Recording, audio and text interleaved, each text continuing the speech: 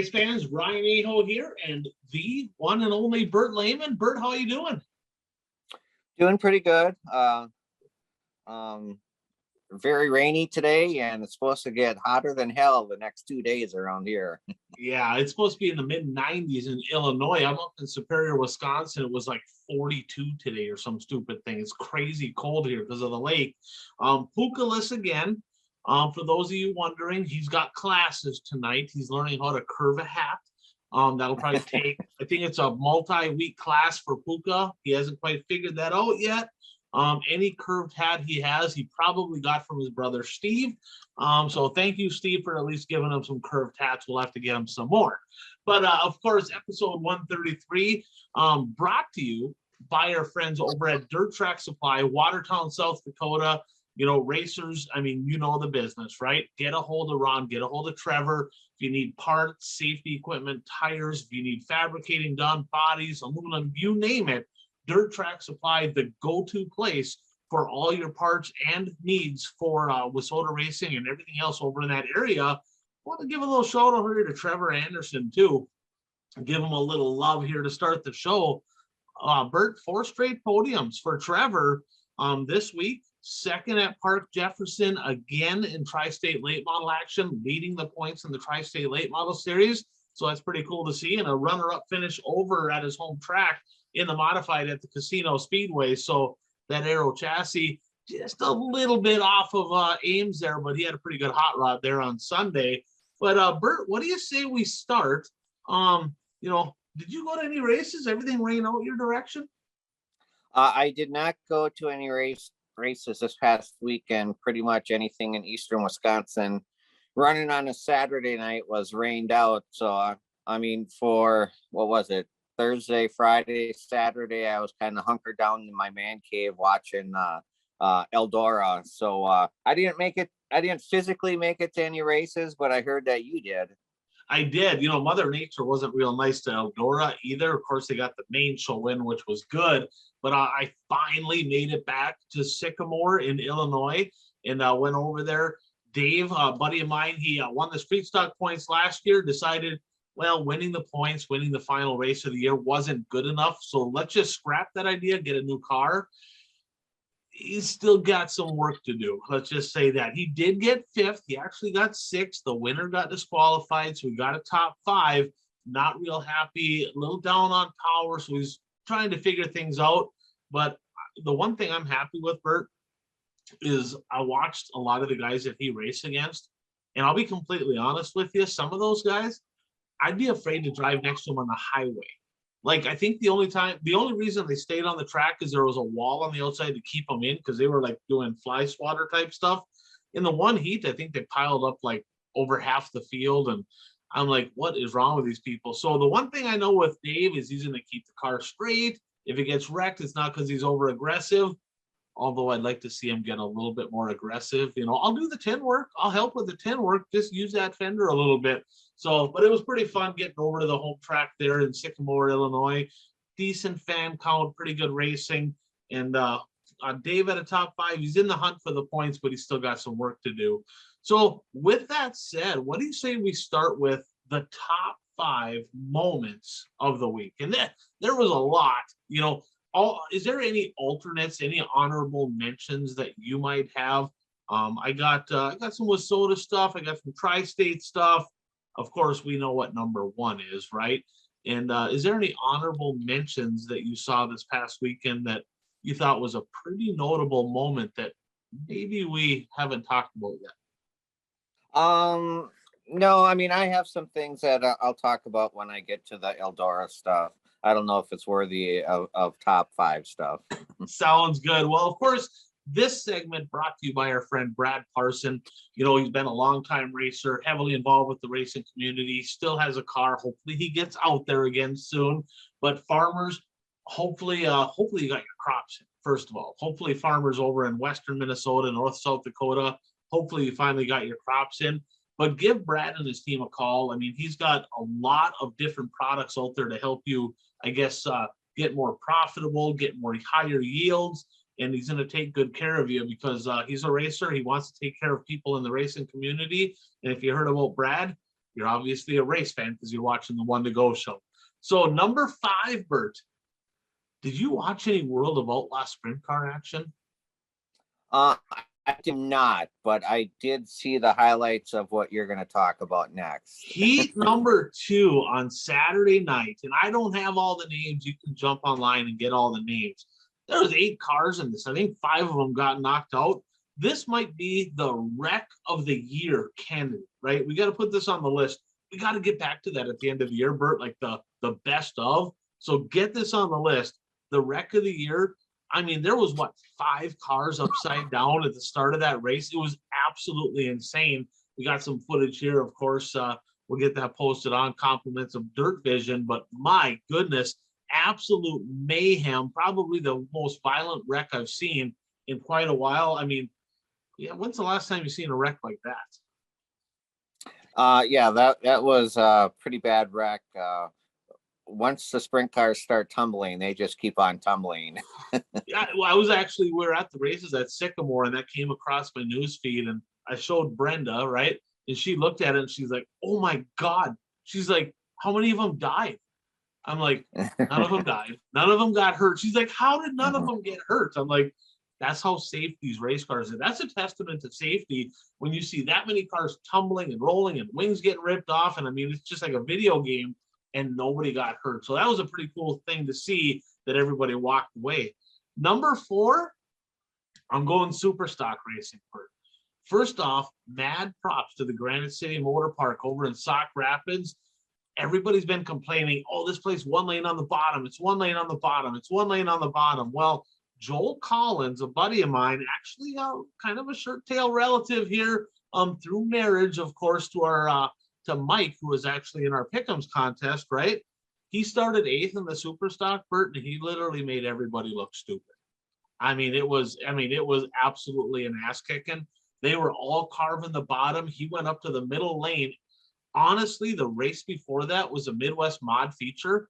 And I'm like, this is rubber now. I thought it was rubber. It was like nobody left the tires. I'm like, it's got to be rubber.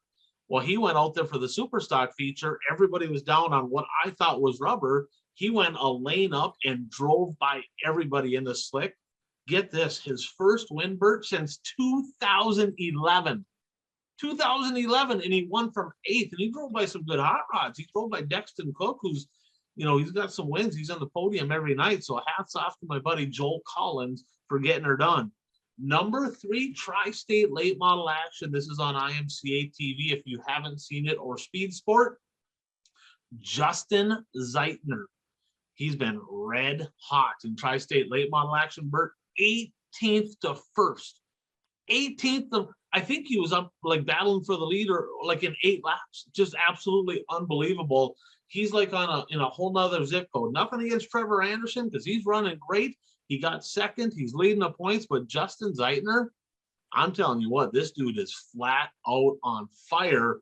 And to get her done from 18th, I'm telling you that's a hell of a run for him. 4th of the year. Congratulations to him.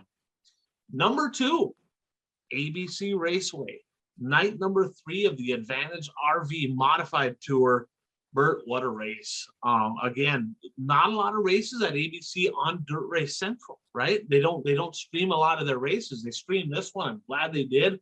Hats off to the crew there. Just multiple lanes. You could run bottom, middle, top. You could run anywhere on the racetrack. It was great. And Zach Johnson got out front early. Mike Anderson chased him down, and here come the 2 young guns, right? Johnny Broking and Brandon Kopp. Johnny Broking got her done from 9th. Brandon Kopp didn't let him get away. Hell of a race over there at the ABC Raceway in Ashland, Wisconsin. And number 1, Bert, is there any doubt?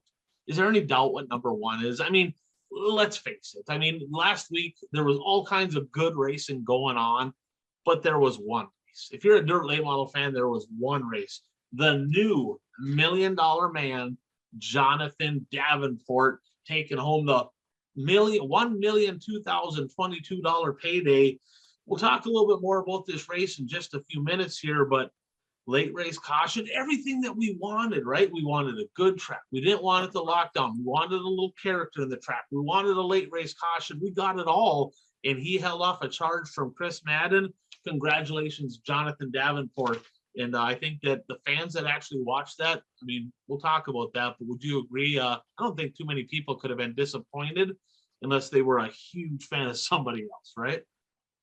Yeah, I mean, leading up into that race, we weren't sure what the track was going to be like, because at the last minute they decided to take the new dirt off of the track, and the track wasn't perfect. There were some ruts that if you hit them wrong, it could really throw the car around a little bit. But considering all the work they did to get the dirt off, I think the track was good. And I think if Superman would have lost that race at the end, because of cautions and whatnot, I think you may have seen him cry, because that would have been heartbreaking to dominate a race that much, and then, lose it at the end.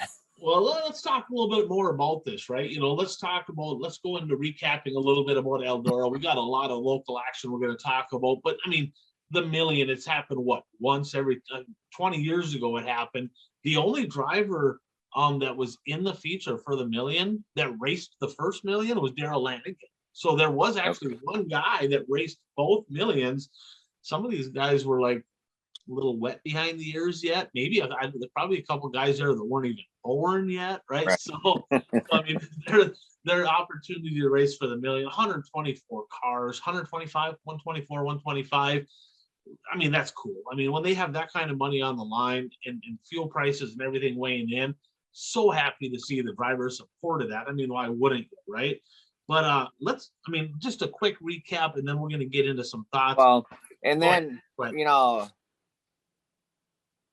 they took the dirt off the track, and then because Wednesday night's program got rained out, they wound up running the entire program in one day.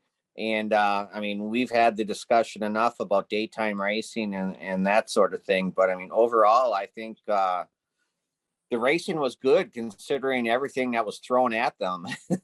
It sure was, and of course, Fergie won a prelim, JD won a prelim, he won the million. But when it started out the day racing, I'm like, oh boy, here we go. And it got a little dusty, but the heat races were unbelievable. I'm like, oh my God, these guys are bringing it. It all started out, I mean, we had one person from Wisconsin, maybe, right? I think Jimmy Mars was the only Wisconsin car. Jake Tim made the trip down. Good to see that he made the trip. The one guy we have to cheer for from home, I'm not sure what happened. Not sure if he hit the marbles or what happened, but he fenced it in time trials. It's like, well, there goes your weekend. It's over, So, I mean, he was behind the 8 ball and just never recovered from that. So Mars just struggled. And, just to show how tough it is once you are behind the 8 ball, Brandon Overton got involved in a wreck in his heat race that wasn't any of his doing. He was just in the wrong place at the wrong time, which, so mired him deep in a B. And Brandon Overton, who won both Dreams last year, did not qualify for the $1 million race. I mean, that had to have really, been heartbreaking for him, because I'm sure he was expecting to at least make the race. Yeah, for sure. I mean, he was one of the favorites coming in, right? I mean, he's obviously one of the top 5 most talked about drivers coming into the race. Turbo, he didn't make it either, did he? No, he didn't. Yeah, he got together with Madden, and Madden, of course, had the provisional because he was one of the high point guys. Started 19th, which obviously he got second. But the fact is, I mean, 124 cars. There's a lot of race, a lot of good, no provisionals, right? A lot of good race cars went home. You talked about Mother Nature. The week before they had the Johnny Appleseed, it was a flat out rodeo track. People were like, "Oh my gosh, I mean, how are we going to race on that?"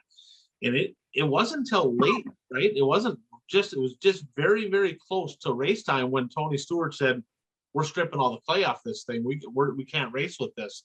A lot of people were wondering. You're exactly right. And I'm going to give Matt props. I thought the track was good. As a fan, I don't think it was any big, huge holes, but there was enough character there to make it interesting, right? I think that maybe added to it. If it would have stayed smooth, maybe it would have rubbered up, right? But there was enough moisture there where people could kind of make something happen. I thought that was good. Another thing that, we're all talking about right before the feature, right? They raced all day. They farmed the track, kind of, right? Then they run all the heats. and they did not farm it before the 100-lap feature. I'm like, these guys don't have a clue. This is going to rubber up in 40 laps. What the hell's wrong with them? Never did. I guess I was wrong, right? I mean, it was good. For some reason, Eldora most of the time will not rubber up. I've been to a lot of races there, and where they don't do all the farming like they do at Cedar Lake for the USA Nationals and some other tracks. And the racing surface is usually good all the time. I mean, there are some times when it does rubber up, but for the most part, it doesn't rubber up too often. So they had the million, right? And then we'll talk a little bit more. We'll just kind of scatter around here a little bit. But of course, they had the Dream as well, which they got partway into the Dream, rained out. They're going to make that up during the World 100 week on that Friday. But let's talk about Bloomquist, right? Because beforehand, I'm telling you what, like, we know something's going to happen with Bloomquist at Eldora, but I felt like, he's been showing signs of speed, right? He's been a little quicker. He's been racy. I'm like, this could be a sleeper. This is a guy right here. And the first thing he does is he lines up in the back of the wrong freaking heat on day one. Like, how's that even happen? Like, how, I don't like, I mean, you kind of watch that and you're like, what is wrong with this guy? I mean, just makes no sense. And then all of a sudden, he kind of had a decent run, but then in the heat for the Dream, 12th to 2nd. Because in the B main, remember it was the B main to get in. He charged. I mean, he kind of got up through there. Wasn't that the B main for the? Well, the B, he started like 12th and got up to 3rd, just past Shepard, and then he lost the drive shaft. Shepard got into the back of him. That's right. So he was charging to the front to get in the million. He had the speed. That's right. So he was definitely quick, and then of course he broke the drive shaft. So then that was over, not the million.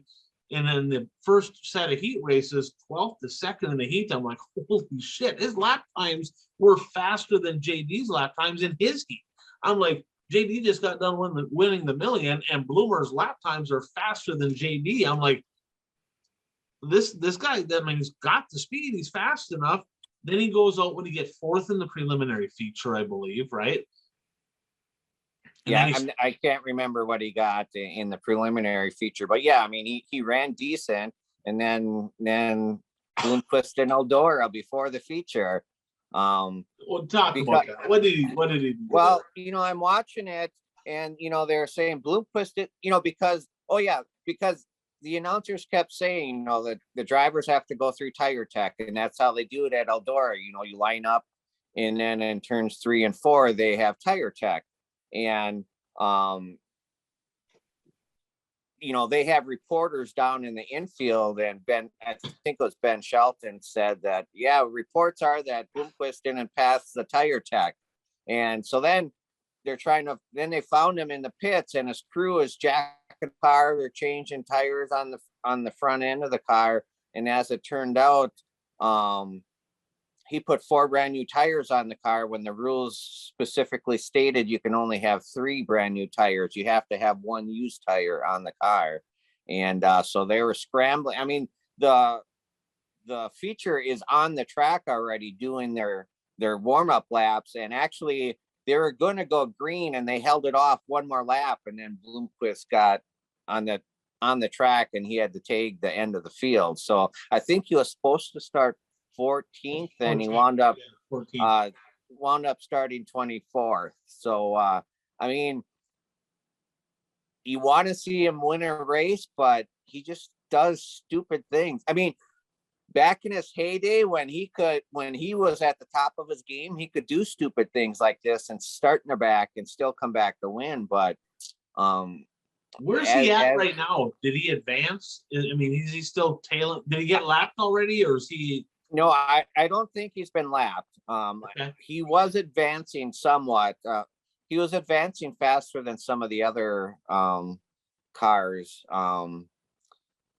in that race, but so I don't know. Right? Don't call him out. I mean, well, no, right. I mean, then now you'll be light, right? He'll come from the back, he'll win, now you'll be light or something stupid. So I mean, and let's talk about the tires, because on the first night, let's talk about Bishop. So JD was on a blistering pace, right? And they were just lapping cars. And Bishop was actually not the first car, but one of the first cars that he lapped fairly early.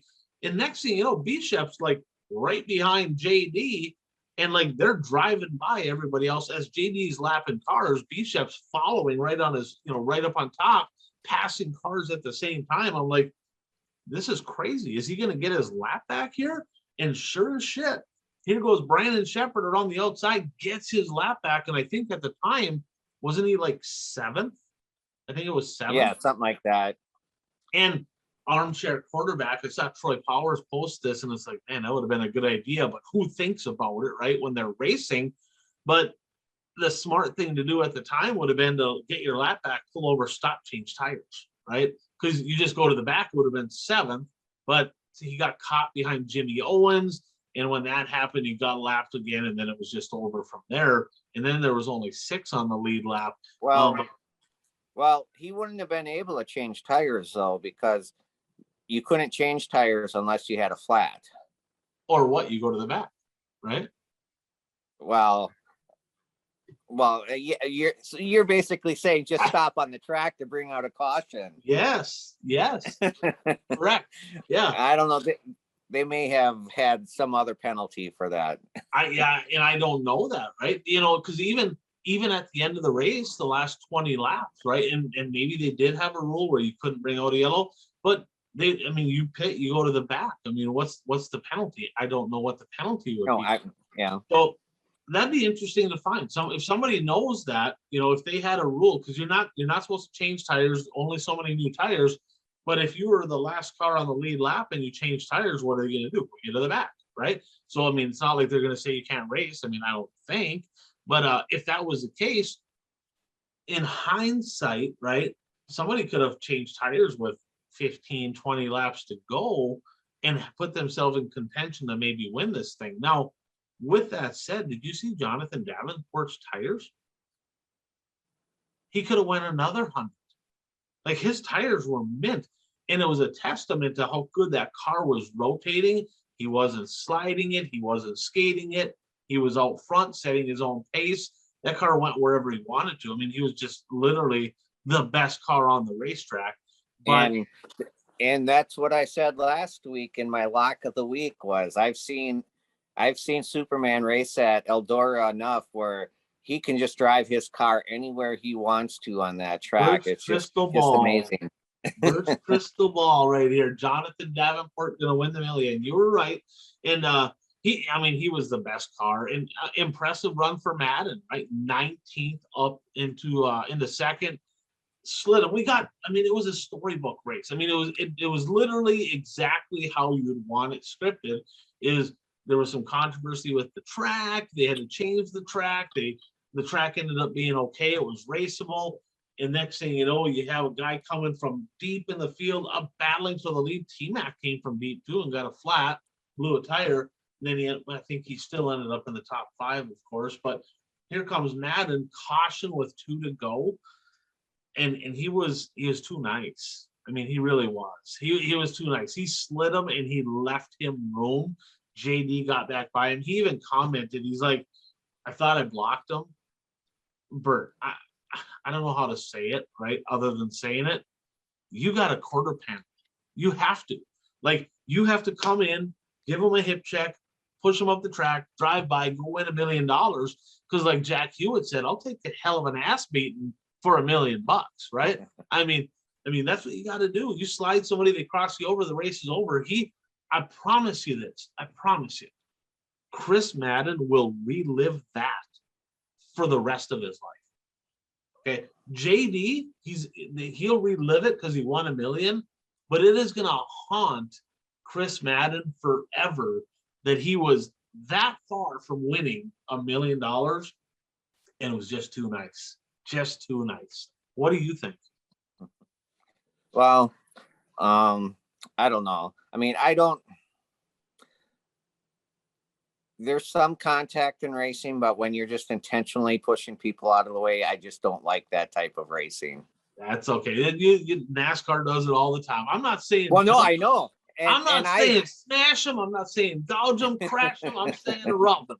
And rubbing, son, is racing, right?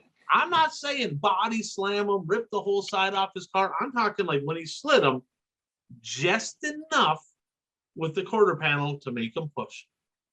That much. Just enough to whisker him up the track, because that's all it needed. If he would have just did that to block the crossover, just to kind of squeeze him a little bit, race is over, Madden wins the million. Plain and simple. And I get it. There's a lot of fans and there's a lot of racers. Oh no, he did the right thing. He gave him room. Y'all ain't racing for $1 million. Okay. It happens once in your lifetime. I don't know if they'll ever race for $1 million again, ever. Maybe, I hope they do, but I mean, what are the odds they're going to do that again in the next 10 years?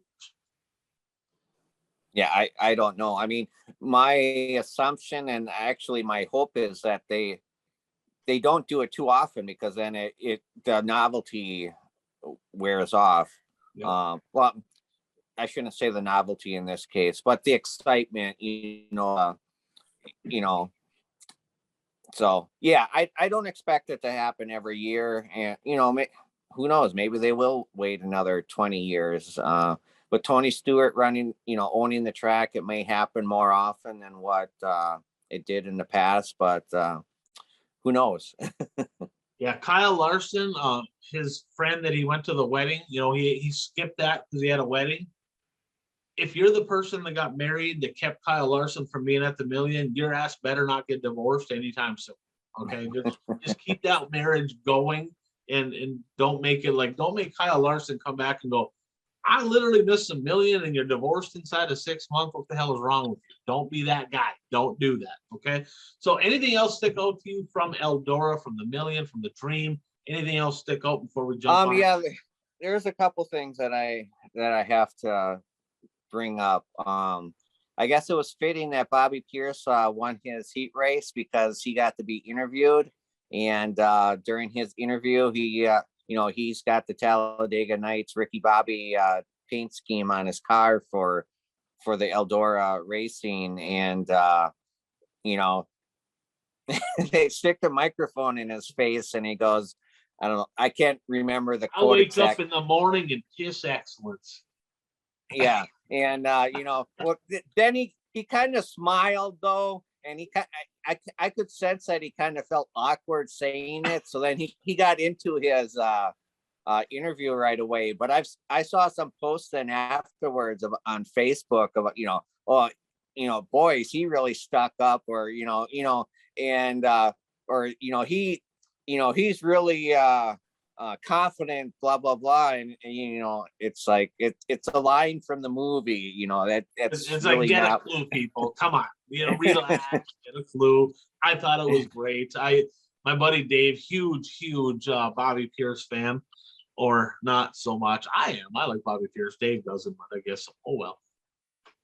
And well, then the other thing from Eldora is JD's luck ran out a little bit in the heat race for the dream.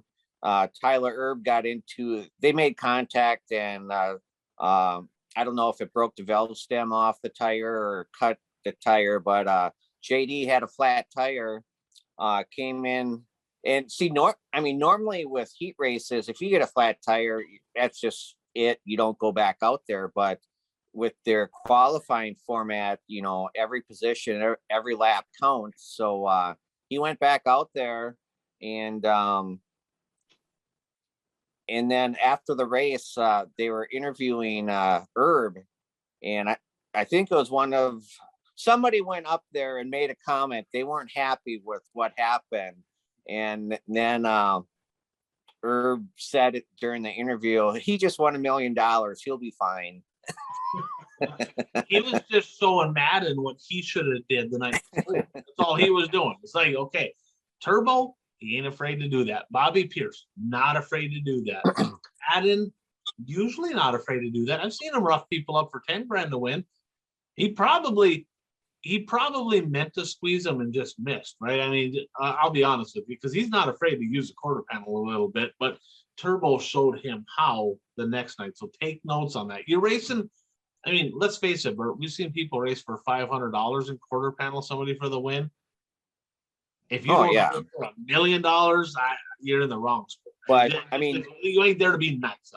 I just don't want to make any waves. Then go needlepoint or something. I don't know what. But you know what happened in his heat race created a interesting situation in Superman's B main, because he didn't have there were like 13 drivers ahead of him for the points provisionals, and so he didn't have a provisional to fall back onto, and he was starting 14th and had to get into the top 2, and so he was in danger of the $1 million winner was in danger of not qualifying for the dream. But Superman was Superman in his B main and got up into the top 2, so he did qualify. He did, yeah. He took the glasses, he went into the phone booth, he changed in a Superman outfit, and he got her done. So it was a hell of a show. I got to be honest, I'm not usually a half-mile fan, but the racing was good. I mean, I was very, very impressed.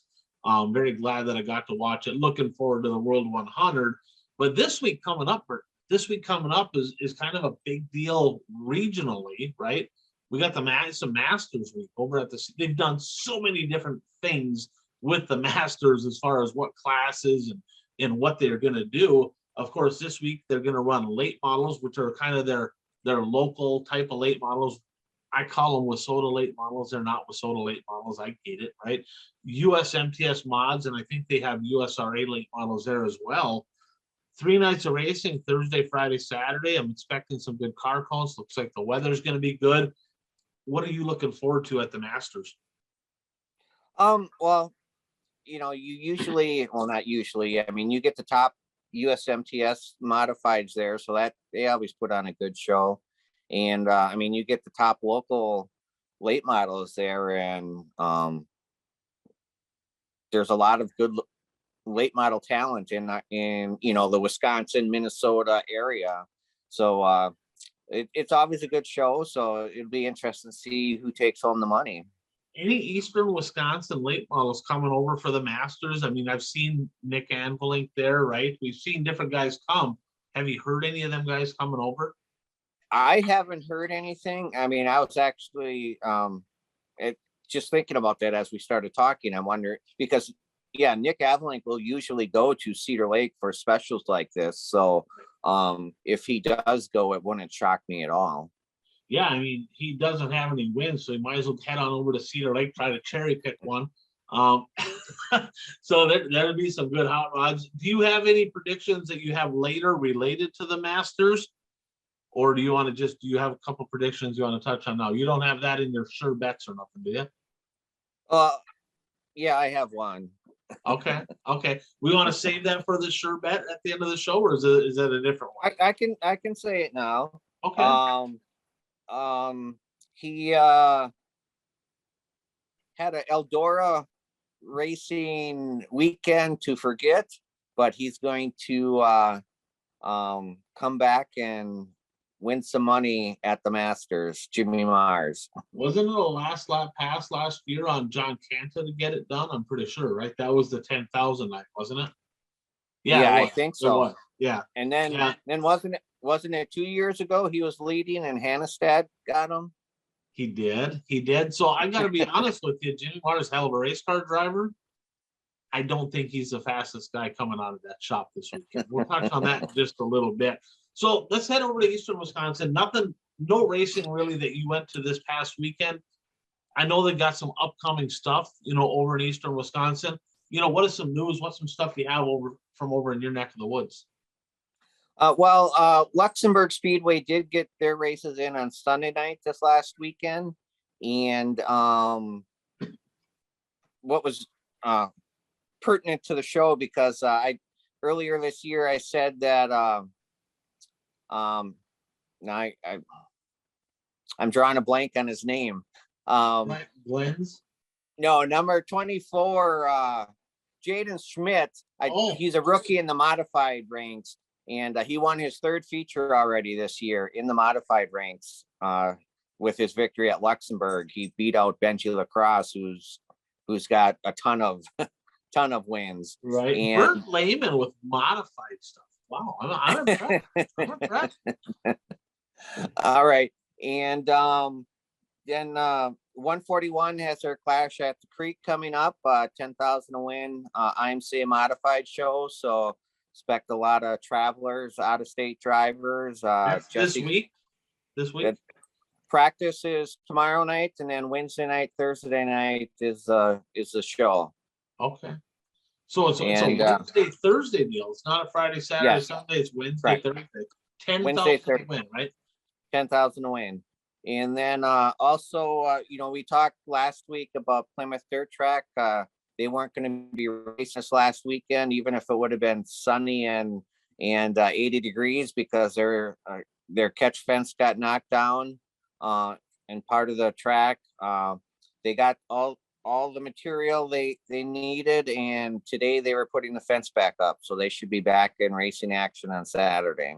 Well, there you go. I mean, that's a lot of work. I mean, that's the difference between a privately owned deal and a club run type deal. Like, that's a club run track, right? Plymouth Dirt Track. I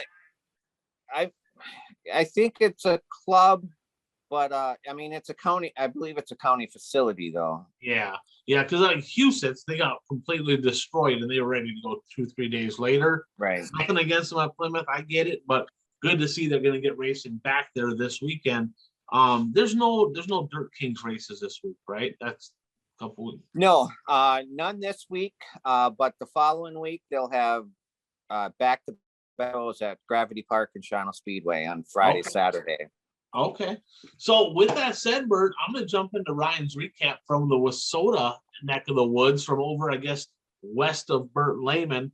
And I'll start over at the KRA Speedway this past Thursday. Street Stocks, Braden Brower, one of my picks to win the national title in the Wissota Street Stock division. He got it done. Midwest Mods, Jake Smith, first of two this week. And in the supers, Dylan Nelson from fifth. He also had a pair.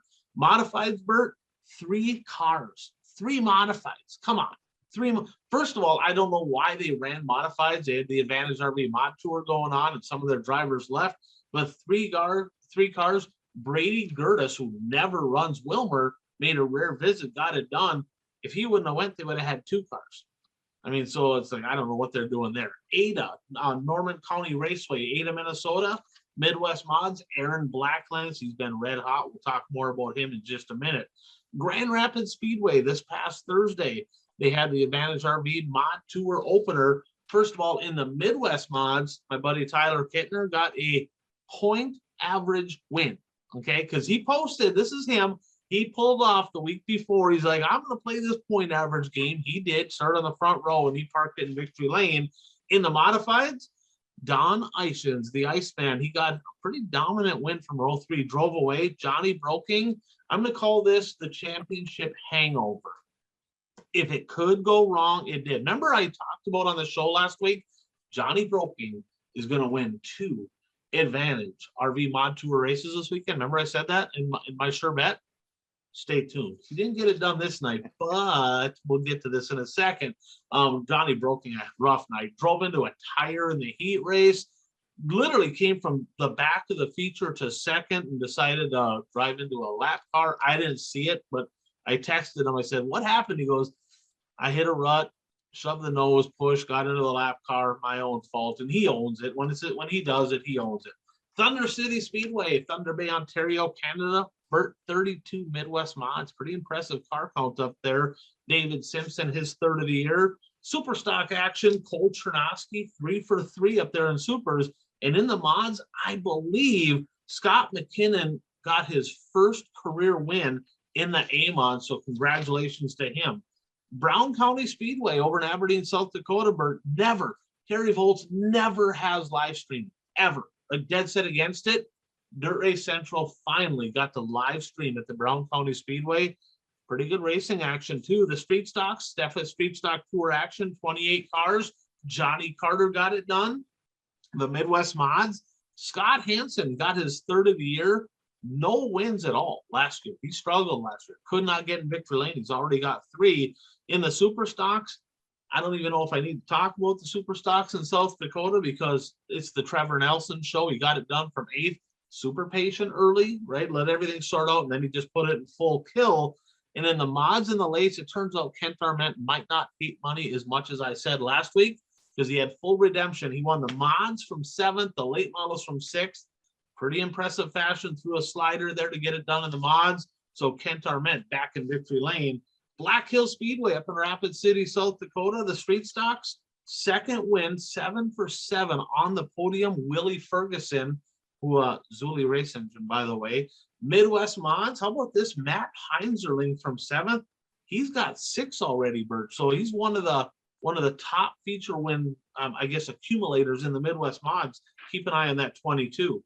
Fiesta City Speedway over in Montevideo, street stock action. Ross Bierkasset might be his first street stock win. I'm not positive on that. He ran limited late models before, moved up to the street stocks, right? Okay, so that's for Puka right there. Midwest mods, Justin Bjorklund got it done. Super stocks, Jake Knapper, his 5th of the year. Modifieds, Bert, 4 cars. 4. Brian Hobbin, he parked it in victory lane. And all these WISSOTA classes in the race of champions in the late models, though. So get this. So Montevideo, we've been talking forever. 3 late models, 5 late models, 6 late models, right? How many late models do you think they had this week over at Montevideo? 5. 16. I was like, oh my God, 16 late models. That was great to see. I know Fergus didn't run, but really there wasn't a lot of Fergus cars there. So super happy to see a full car count of late models over in Montevideo. Jordan Tollickson, his 3rd of the year. Casper, Wyoming. It seemed like every week last week I was saying X3 Sean Reed, X3 Sean Reed. Well, Matt Drake got his 2nd of the year. Might be his 2nd career win as well. Sean Reed, you got company out there in Casper, Wyoming. And over in Princeton, they have the WISSOTA Super Stocks. Dexton Cook, who's been running up front all year long, finally parked the 78 in victory lane. Red Cedar Speedway in Menominee, Bert, super light car count. Super light. 6 mods over there. I mean, most of the late models, of course, Mars was at Eldora. Camper wasn't there. Radetsky wasn't there. Prochnow wasn't there. I'm like, what in the world? You know, so they had very light. Street stocks, Andrew Hansen got it done. They had less than 10 Midwest mods. Jesse Bryan, super stocks. Remember last week I said, Jesse Radetsky, you're not even the fastest guy at your own track anymore. Remember I said that? I think I might have pissed him off because he put it in full kill, got her done from 8th. So Jesse Radetsky back in victory lane. Ashley Anderson in the mods, and Mark Hessler, a name that, you know, he's been racing for a long time. He got it done in the late models. River City Speedway up in Grand Forks. Go ahead. I just, Mark Hessler, I think it was in 1999. They got upset with racing in Cedar Lake, so they drove to Shawano every weekend and raced. And he actually finished 3rd in the point standings, I believe, that year. Oh, no kidding. That's quite the haul over there. So he's been doing it a long time. I remember him coming up to the Labor Day shootout. So great to see him getting it done. And then the River City Speedway over in Grand Forks, the street stock feature went to Tucker Peterson, a pair of wins. He got this one done from 8th.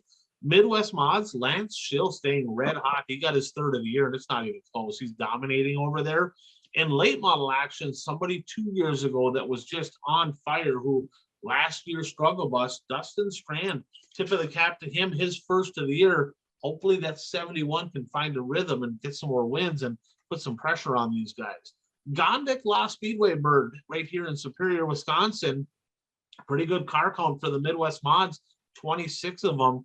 So on Friday last week, I went to our company barbecue at lunchtime, and Ryan Savoy's wife works for Helverlines, right? So I got to chat, and I'm like, when's he going to get in victory lane? She's like, well, if we could get the dang thing to run, he's having nothing but engine problems, maybe he'll win.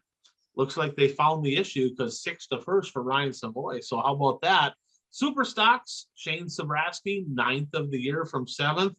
Really no surprise there. And in the modifieds, night number 2 of the Advantage RV Mod Tour, Johnny Broking back in championship form. Brandon Kopp was pretty sporty too, but Johnny Broking got it done. So that gets nice rebound from the night before.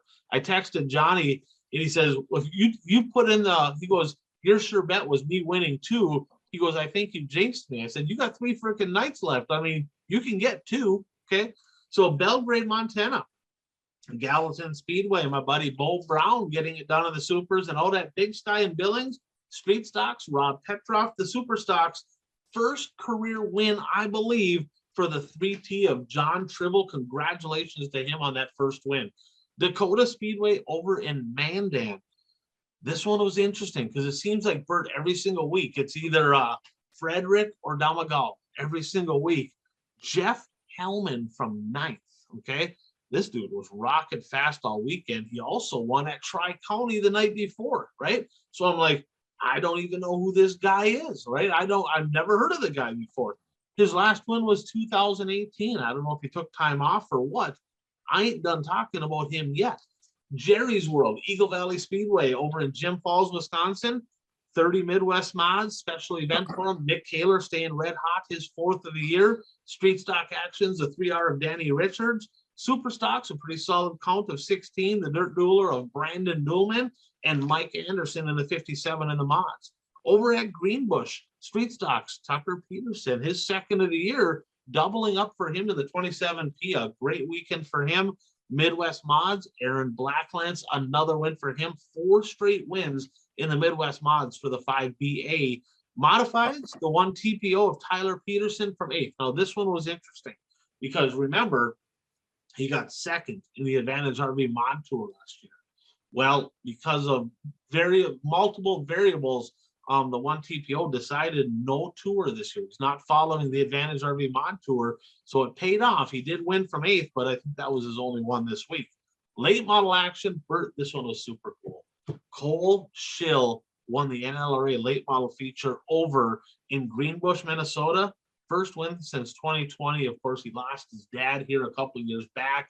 Really struggled last year getting in victory lane. Probably a lot to do with losing his dad and so on. So super happy to see the 44 of Cole Schill back in victory lane. Hopefully he can kind of start regaining some momentum here. I think we haven't seen the last of him because the few nights that I've seen him this year, he's ran really good. Jamestown Speedway, Street Stock Action, Steffes Street Stock Action, Jeff Hellman again. 3 wins on the week for this guy, right? I'm like, who the hell is this guy? I had to look back, like I said, 2018. And when I looked in 2018, he had a pile of wins. So guys out west, keep an eye on this guy. He's got 3 wins over the weekend. I don't know how much he's going to race, but it looks like he's pretty darn fast when he does. Midwest Mods, Rebel Midwest Mod Tour, the Cobra, Cody Lee, 3 straight. The first 3 Rebel Midwest Mod Tours of the year all went to the 50C of Cody Lee. Madison, Minnesota, Street Stock Action, Kyle Dykoff, one of the fastest street stocks in Wissota. Midwest Mods, the 21 of Jake Smith, National Championship pace. 6th of the year. Keep an eye on the 21. Super Stocks. Who do we talk about all the time in the Super Stocks? The 7 car. The 7 car. Well, I tell you what, Shane Zabrowski might be good, Bert. He might be good, okay? But he has never lapped the field that I know of, ever, okay? Well, guess what? Ryan Flotten lapped 2nd place at Madison. That's impressive, right? How many cars? 2. There was 3, but Dad didn't start the feature for whatever reason. So yeah, 2 cars started the feature. So why do you got to rain on my parade like that? Here I'm trying to talk up a guy. Ryan Flat, lap 2nd place. Parks in victory lane. Nobody else that I know of has ever. Charlie Schwartz. Okay. He's the last person I remember lapping the field. Now you have to go ahead and you have to wreck it for this guy. No, wait. So 2 cars were in the race. Yeah. And he was that much. He was that no, but wait, he was that much faster. He ran all by himself and passed the other car in the race. He did. Yeah, it was. So I mean, there you go. Well, however you want to slice it.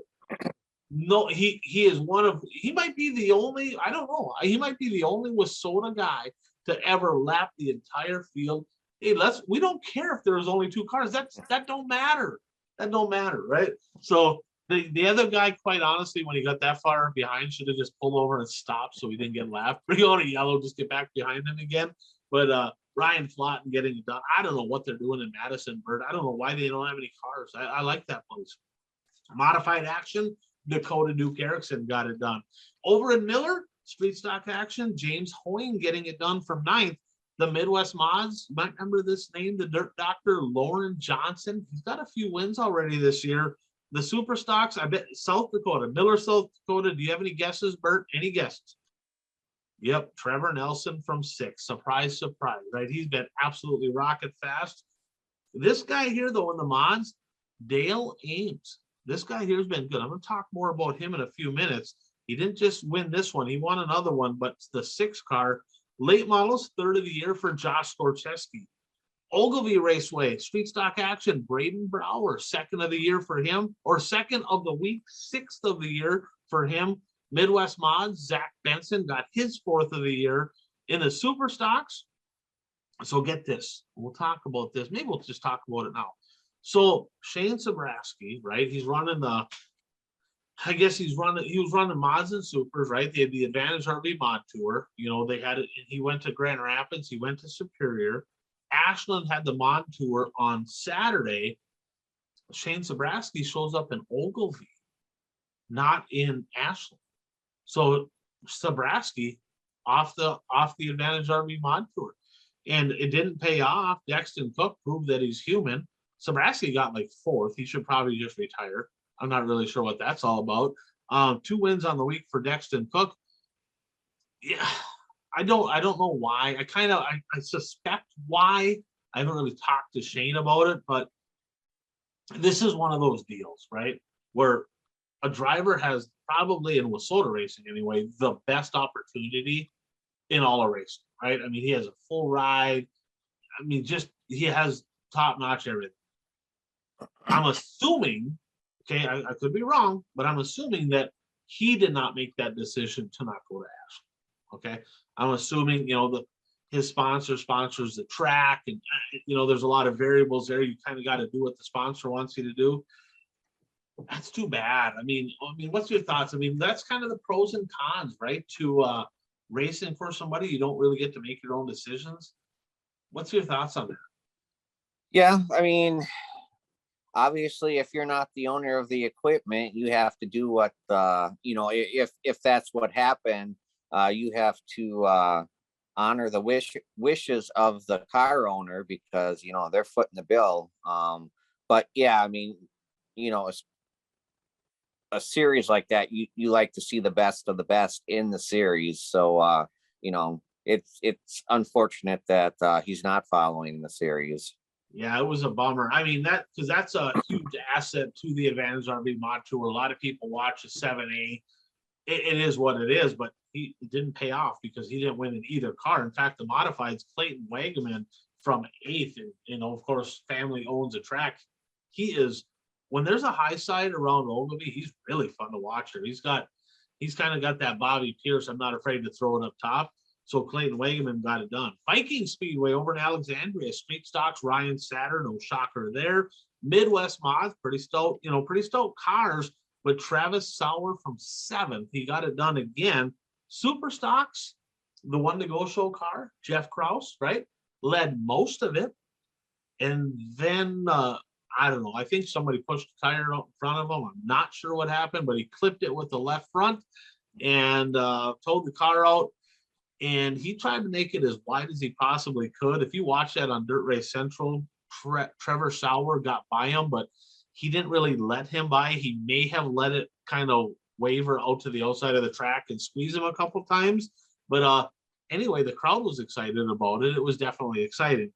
Modifieds, man, the old man still has it. Jason Tennis, he took a year or 2 off here, got back in an MB, put the 52 in victory lane, wasn't even close. ABC Raceway, probably the best track I saw all week. Unbelievable racetrack. Another track that really, quite honestly, doesn't have a lot of live streaming going on a weekly basis. They did this week. All the racing was excellent. Midwest Mod, Jeff will like this one. 3 Michigan drivers in the top 5. 7X Junior of Marcus Dunbar getting it done. Jesse Aho getting second.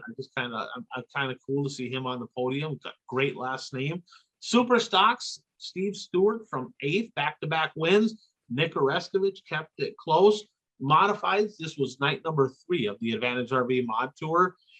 Unbelievable race. Unbelievable. Defending champ Johnny Broking from 9th on the grid, had to pass some slow cars. Brandon Kopp was there. Hats off to the ABC Raceway in Ashland. Job well done, racing all over the racetrack. Great job, guys. Cedar Lake Speedway, Midwest Mods, 32 cars, the 95 of Jason Vandekamp. The Super Stocks, remember we talked about Radetsky last week? He doubled up this week. Okay, so 8 straight podiums. So he ain't been too far off, right? 8 straight podiums, 4th of the year for the 207. In the Hermantown Hammer, Daryl Nelson parking it in Victory Lane in the mods. Electric City Speedway in Great Falls, Midwest Mods, Joey Price, 4th straight win in the Midwest Mod for Joey Price. And Casey Stephenson, 4th of the year. He got it done from 7th. He wins a lot of races out there. Emo, Ontario, Canada, Midwest Mods, Brandon Rehill, and in the mods, Tanner Williamson. And in Hibbing, I think Puka went, but I'm not sure. Midwest Mods, Tyler Kittner doubled up. He got it done from 8th, his 4th of the year. Super Stocks, 2nd year driver, making the trip down from International Falls, Jake Fromke. Kelly Esty in the modifieds. First win since 2019. Old guy still got it there too. Kelly, smile in Victory Lane. Okay, Victory Lane photo. He's like got resting bitch face. Dude, you can smile once in a while. Late models, the Italian Stallion, Jeff Provenzino found his way to Victory Lane.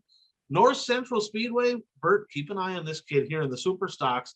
Dylan Nelson from 8th, 2nd of the week, 5th on the year. He was impressive. Casino Speedway in Watertown, Midwest Mods. Excellent race up front in the Midwest Mods between Tommy and Mike Nichols, who we talk about all the time. Eventually, Mike decided it was time to let his brother not be in the hunt anymore because Mike drove away at the end. But Tommy threw some nice sliders on him. Really exciting race. Street stock action, a little bit of controversy here. Maria Brooksick's been really good. She charged from the 4th row up to 2nd, got on the rear bumper of Jason Marco. Slight contact. Marco got turned around. Brooksick to the back. Marco goes on to win. You can watch it on Dirt Race Central. It didn't look like huge contact, but I guess contact is contact. Modifieds, it's Casino Speedway. Modified action. Who won? I don't know. Okay, it wasn't TPO. It wasn't TPO. TPO made it literally first lap, Bert. Nothing against the guy that spun out. He's probably a nice kid, but I hate the point average lineup system. I hate it because it's usually the guy in the front row that makes it all the way to turn 1 and then spins out in front of the field. Well, he didn't. He made it to turn 2, stacked up a bunch of cars, including the TPO. Rough break for him. But Dale Ames, his 3rd of the year, give him an absolute ass kicking in that 6 car. 8 of the last 9 for him on the podium. He's been quietly really, really good out in South Dakota. And in the late models, the wild child Scott Ward holds off Chad Becker. Granite City, Brandon Merworth in the Midwest Mod. And as I mentioned, Joel Collins, 2021X from 8th, last win 2011. Bert, that was impressive. Bemidji, home of the Chicken Shack, Midwest Mods.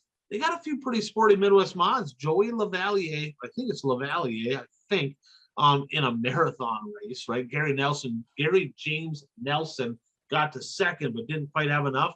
And in the Super Stocks, a fan of the show, Nick Lewis, congratulations, first career Super Stock A main. So that was pretty cool. He kind of had a pretty big lead too. Halberline Speedway right up here in Proctor, Minnesota. Evan Chikulski with his 2nd career win. And this was race number 4 of the 4-night swing for the Advantage RV Mod Tour. Last year, Brandon Kopp had this one won. Had it won. Literally had it won. They get into lap traffic and you dump the lap. He even texted me, he goes, I screwed up. Well, he didn't this time because he thumped him. He had not quite a straightaway, but he was flat out gone. So great redemption for Brandon Kopp, he's kind of been turning it on. great to see him in victory lane. And last but not least, Cheyenne Speedway out in Lisbon, North Dakota, the Steffes Speedstock Tour in action, the 2U of Casey Usatis. Eric Riley, who's been kind of fast, was right on his rear bumper. Bert dumped him, spun him out, battling for the lead, spun him around. To the back he went. Justin Vogel, 16th to 2nd. Great run for him. Jaden Schmidt, keep an eye on this kid too, 13th to 3rd. And in the Rebel Midwest Mod Tour A main, Cody Lee, checkers of records for him. Because remember last week he won 2, spun out leading the 3rd one, right? Then he won 1 this weekend. And what's he do the next night? Running 2nd, spun out again. Checkers of records for the 50C, Cody. Keep it together. Corey Stork with a great win from 4th. So Bert, lots of racing action this past weekend. You know, we talked a lot about what's going on. We're going to get into some who's hot and who's not here in a second. But there was a couple other national events. Did you get to watch any World of Outlaw stuff, any USMTS? I did not. Yeah, I'll just super quick. There, World of Outlaw sprint cars at Knoxville. We talked about the wreck. We showed it at the beginning of the show. Pennsylvania Posse driver, right? Brent Marks. He parked in victory lane on night number 1. 52 cars, 47 cars, respectively. But Brent Marks, Logan Schuhart, and Brian Brown, the top 3. A Pennsylvania Posse car, a World of Outlaw car, and a Knoxville regular driver. So 3 different genres in the top 3. And night number 2, Brian Brown got it done. Jeff, I think, picked him, but maybe on the wrong night. So the point, which is good for us. Point action there, Brad Sweet, still out front. He did get 2nd there on the 2nd night. But there is literally 5 drivers. We don't get into all that right now, but there's 5 drivers within 88 points of the lead. So they're keeping it tight, right? World of Outlaw Sprint Cars is tight. Of course, they're in your neck of the woods this week, Bert. You didn't mention that when we talked about that Beaver Dam. I was gonna mention it at the end of the show. Oh, there you go. I'll let you talk about that. USMTS action. They're over at the Belleville High Banks. Derek Ramirez, night number 1. Jake O'Neill, night number 2. Just a little words on our local guys, right? Dustin Sorensen, who's leading the points right now, got a 7th and a 10th. Outside the top 5 both nights, but still decent point nights. Dan Ebert, 13th and a 12th, maybe slowly starting to kind of get a little quicker. Jason Good struggling, but he was there, made the feature both nights. Sorensen, Southern Minnesota guy, right, leading the points, and Tanner Mullins is in 2nd. Of course, 3 nights of racing for the USMTS Modifieds this weekend at the Masters at the Cedar Lake Speedway. So, Bert, let's jump into a blast from the past, right? So, episode number 133. I don't have any 133s. We'll talk number 33, of course, brought to you by Impact Health Sharing. If you pay for your own healthcare, if you don't have healthcare, if you're paying too much, shoot me a message, shoot me a text. I'll get you a free quote. It takes just a few minutes to get you some information. Been able to save people a ton of money. You can go to any doctor. It's been a great program, something that I stand behind, and I'll see if I can maybe help you out. But do you have any number 133s? I do not have any 133s. How about 33s? I have a couple of 33s. All right. Who do you got? All right. First one, he still races, but not as much as he used to. He races IMC. Well, he got to start. Well, he's more recognizable in the IMCA stock car, but he has also raced IMCA modifieds in the past. But he is a former winner of the IMCA Super Nationals in Boone in the IMCA stock car division, and that would be Brandon Sharapotta. So actually in the stock car division, I can think of 2 Wisconsin drivers off the top of my head who have won the Supernals. So it's pretty tough competition in this area in that division. And then the other 33 I have is Chris Engels. And he's raced late models the last few years. He's not racing this year, but he's raced IMCA modifieds in the past, but late models the last few years, and he has won at least one feature in the late model division at Cheyenne Speedway. So those are my 233s. And then a car from the western part of the state there's a 33 late model that has a whole slew of different drivers who have raced it in the past. And I know Adam Hensel was one of the drivers that's raced that car in the past. Yeah, that was the J.R. Haley ride. Of course, J.R. Haley sponsors Ricky Weiss, sponsors Jeffrey Massengill, still heavily involved with racing. And I believe the 33, Dan Gullickson ran a 33, ran it, the USRA late models. Hensel drove it. I believe, wasn't it Chad Nader drove that car, I believe? Yeah, I think Nader did. Maybe Joey Jensen might have drove that car, I think, but I'm not positive. I completely spaced that one. I forgot all about that 33. So good catch on that one. I have another late model guy, Bert. We'll see if you can figure this one out. 1994, 1995, WISSOTA late model national champion. He also ran asphalt stuff. I believe he ran the trucks for a while. I believe he's from Colorado. For whatever reason, I think he's from Colorado or Wyoming. Colorado, I think. I don't know. I'm drawing a blank. David Karst. Oh, I don't know him. Hoka might have got that one, but it was two-time WISSOTA late model national champion. Another guy I have, street stock guy. You wouldn't know this guy, but back in the mid to late 90s, early 2000s, Scott Paulson was absolutely the most dominant force in WISSOTA street stock racing. I mean, if there was a WISSOTA 100, he was battling for the win. I think he has multiple WISSOTA 100 wins.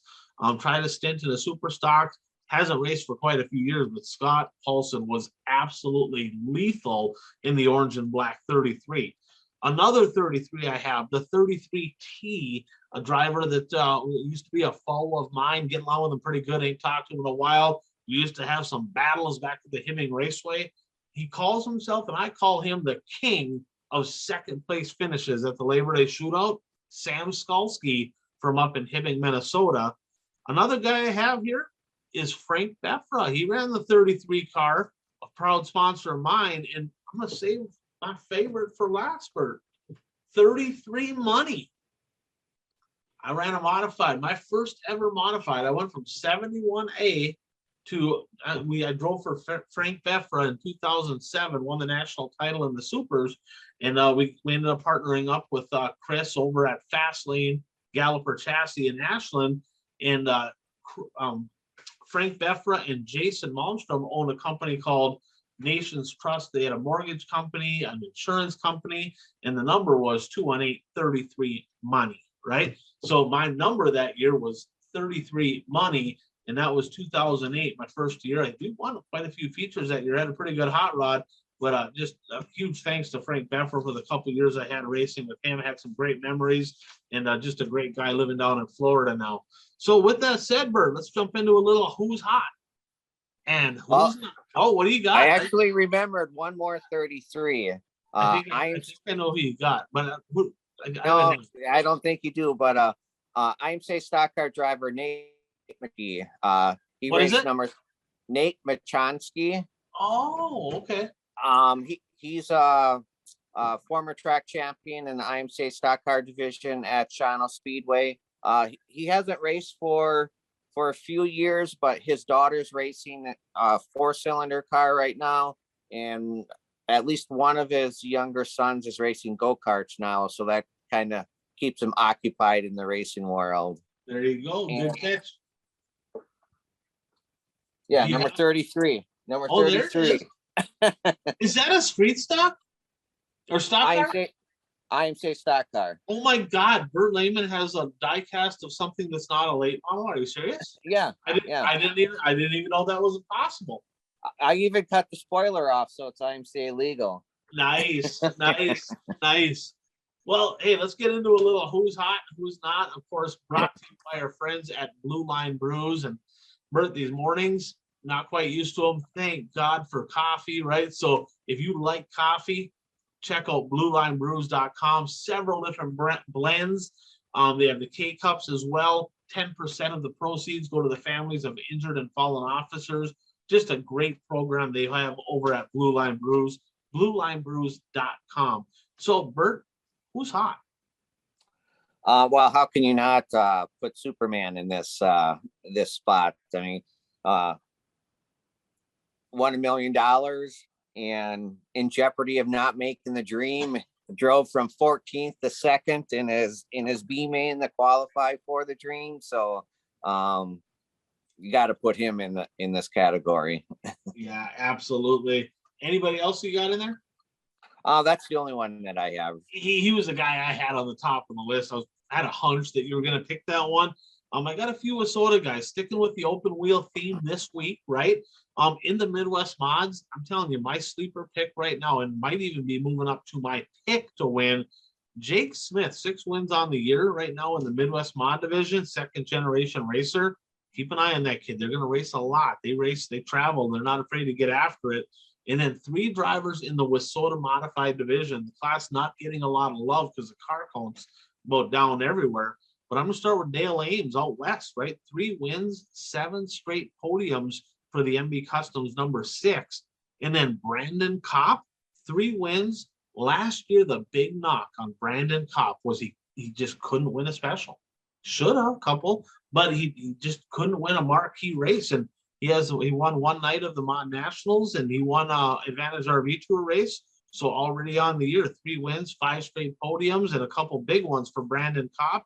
And then Johnny Broking, 4 wins, 2 series wins, 5 of the last 6 on the podium. Probably should have been 6 of the last 6, but he had a self-inflicted error with those 3 drivers kind of pretty hot in the Wasota Modifieds. Who's not? We talked about him early in the show, and this really wasn't totally his fault, but I'm going to go with Brandon Overton. I mean, it had to have been a huge disappointment for him not to qualify for the $1 million race. But even before Eldora, you really haven't heard his name a whole lot this season. I mean, I know he has some wins, but I mean, last year we were talking about him every week. Right. Yeah, he was on the verge of winning $1 million in overall earnings last year, and he's just a little off. How's he? I didn't even watch the dream yet. Who's leading that right now? I think Madden might be leading the dream right now. I know Overton is up there because he's my pick for the dream. I figured he probably was. So I have a couple here that who's not. Shane Sabraski, right? He only has 1 win in his last 6 features, Bert. He's human.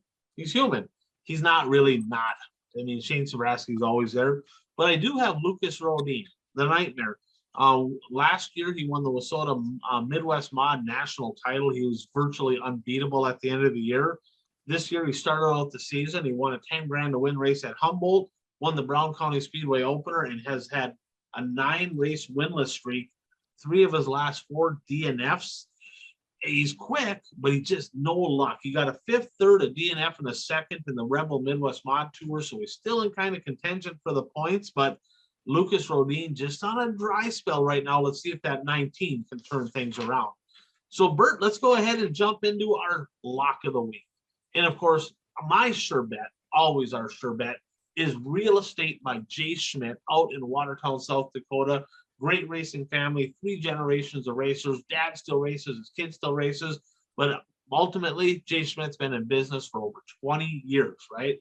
If you need real estate transactions in land, commercial, residential, your lock of the week, Jay Schmidt, Real Estate by Jay Schmidt in Watertown, South Dakota. So last week you said JD's going to win the $1 million. And I rubbed my crystal ball and I said Johnny Broking's going to win a pair of Advantage RV Mod Tour wins. We were both right, okay? We're basically psychic. I mean, it just is, okay? So what is your pick this week for your lock of the week? Well, I talked about it earlier in the show, and that would be the Iceman, Jimmy Mars, will win the $10,000 to win late model portion of the Masters. All right. I'm not going to be quite as bold as you. I should be. Kind of feeling a little weak.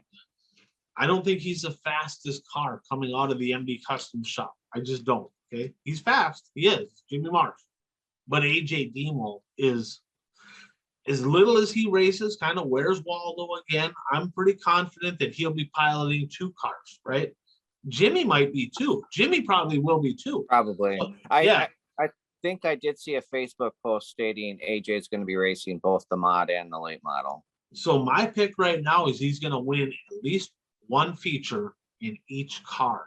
AJ Demo is going to visit Victory Lane twice this weekend at the Masters at the Cedar Lake Speedway.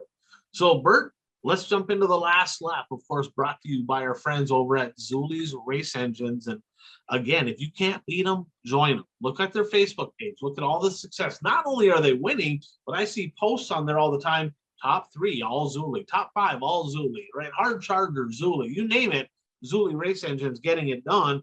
KCU Satis, Steffa Street Stock Tour race at Lisbon. At Lisbon, Justin Vogel, hard charger in that race. Kyle Dykoff with a win in Madison. Aaron Blacklance with a pair of wins. Tucker Peterson with a pair of wins. Jake Knapper got yet another win. I believe that's 5 on the year for him in the Super. And Willie Ferguson with yet another win. So Zuli's Race Engines, I'm telling you what, great power, great performance. They're winning. If you can't beat them, get one, because you'll find your way to victory lane if you have the right stuff underneath the hood. So with that said, we talked a little bit about Shane Sabraski. I was going to talk about the hired gun deal a little bit. We'll move on. Just kind of something corny here, Bert. Did you happen to see 34 Raceway? I think it was a 360 or 305 sprints. Did you see that deal on the red flag? Are you referring to the driver who went to the porta potty during the red flag? Yes. Yeah. Have you ever seen anything like that? No, I have not seen anything like that before. I gotta get some verification. I'm gonna have to get in touch with Rick Eggersdorf, because that brings me back.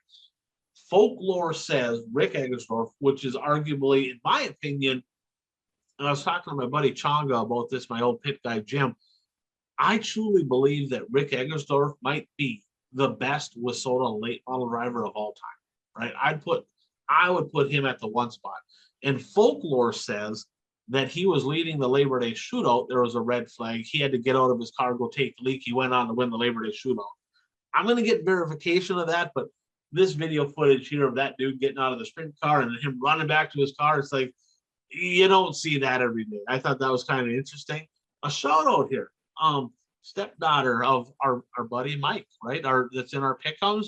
Mike said, hey, it's my stepdaughter Emily's birthday, so happy birthday to Emily from Mike. So that's pretty cool. And then our current standings. I'm a little bitter. We got part-timer, right? Dude doesn't even barely watch racing, right? He wears a flat bill visor, doesn't watch racing. It's like he should be getting last in the picks. Puka +6 this week. Like, Bert, Mike, and Brad were +3. Jeff was +2. I got 1 freaking point. You got Puka, who's +6. So Puka's at 71, good number. Jeff is at 67. I'm at 66. You're at 61. Mike's at 35, and Brad's at 22. It just makes me shake my head. I don't get it. It's like the NCAA tournament pools when people pick winners by the color of the jerseys and they wind up winning the pool. That's about it, right? This week too, we didn't really talk about it, but the Hell Tour starts this week, right? We're not doing pick'ems. It's hard to say who's going to follow it. They got the XR Super Series, Lucas Oil races. Of course, there's a lot of stuff going on, but the Hell Tour underway. Pretty confident Bobby Pierce, Brian Shirley, Tanner English. There'll be some good hot rods at that. I always like watching the features, at least from the Hell Tour. But with that said, we're going to pick the picks that we're doing this week is a pair of races for the XR Super Series, the Belleville High Banks. Of course, they're racing. It's Monday. We're doing the show right now. They're racing as we speak. And tomorrow night, we're going to pick Lucas Oil Dirt Late Models Thursday over at Cherokee. And we're going to pick the 50,000 to win race over at Smoky Mountain, which they just got done with $1 million, and here 50 grand to win almost seems like nothing, right? Then we're going to pick the Cedar Lake Speedway. We're going to pick the Masters, 3 nights for the late models, 3 nights for the USMTS sprint cars, or USMTS modifieds, excuse me. And then the World of Outlaw sprint cars Friday and Saturday over in your neck of the woods at Beaver Dam. And with that said, Bert, what are you most looking forward to this week? Well, I mean, it's I'm looking forward to the Clash at the Creek at 141. That's always a good race. And then, I mean, obviously the Outlaws are coming to Beaver Dam Raceway, which is, in eastern Wisconsin. So just bring the big dogs into the area is always something special. Oh, I want to point out that the Clash at the Creek at 141 Speedway is on Flow Racing. So if anybody's interested in watching that event, you can tune in on Flow Racing. That's why that subscription is just that subscription is just, going. RTJ. What's that? I think RTJ is going to that. No. Right? Yeah, I'm pretty confident. Well, it would make no sense, right? Maybe he was bullshitting somebody because there's a Lucas race on Thursday. Yeah, right? There's a Lucas race. Yeah, he put on Facebook that he's going there, but he must have been messing with somebody. I'm guessing because he had to have been messed. Yeah, because I just thought about that. There is a Lucas race on Thursday. He had to have been messing with somebody. I mean, if RTJ would go there, the show would almost be over. I mean, he's been here 3 times and he's won it 3 times. So you're disrespecting your local guy. I'm not disrespecting. I'm just saying RTJ is that good. He is. Yeah, I guess. I saw that on Facebook and I never even thought about that. There is a Lucas race Thursday at Cherokee. Right. Which quite honestly, I guess the last race down there wasn't too bad, but that 141 race, he probably would rather go to 141 than And but just the other thing at Cheyenne Speedway Saturday night is Hall of Fame night. Doug Blashy and Brad Roloff will be inducted into the Cheyenne Speedway Hall of Fame. Doug Blashy, long time late model driver from the area, #1, yep. And Brad Roloff started in the IMC modified division. He did race late models for a little bit in the 1990s. Raced IMC stock cars 5 years ago or so, and he was number 03. Okay. I did mention him when we had the 03. You did. And I'm looking forward to the Masters. I mean, the USMTS modified racing this year has been just top notch. The late model racing at Cedar Lake is always good, right? It's always Cole Searing told me that he's planning on heading to the Masters. I'm excited for that, right? So he's making the trip. Supposedly, he's making the trip from South Dakota to Cedar Lake to the Masters. I'm super excited to see that. I wonder if they'll get any more cars. Remember, I believe it was the McDonald's went there. Was it last year or the year before? So I know they were there at the USA Nationals for sure. So it'd be kind of cool to see some more cars head over that direction from out of the area. That's a lot of money on the line. Why not support it? And there's a lot of racing going on, right? So quite honestly, if you're a race fan, get to a track. It don't matter which one, weekly racing, any specials, it don't matter. Just go. And I challenge you, take somebody with you, right? And a little shout out, Andrew Inman, actually, he won last week in Hibbing, and he said that. He says, I challenge everyone in the crowd to bring somebody with them next week. I thought that was pretty cool. And I challenge everybody to do the same thing. And if you can't make it, well, there's a ton of racing online, right? And of course, the streaming platform of my choice for all of our local racing is Dirt Race Central. Watch DRC TV, and you can watch DRC.TV, and you can check out a lot of the races live on pay-per-view. You can buy a subscription, of course, to watch all the events after the fact that they tape, and there's a lot of them. So definitely do that. And I want to give a thanks here to Mason Aaron's videos. He has a lot of cool content. He's helping us out with all of our editing and getting our video production all put together. So a huge shout out to Mason for that. Appreciate it.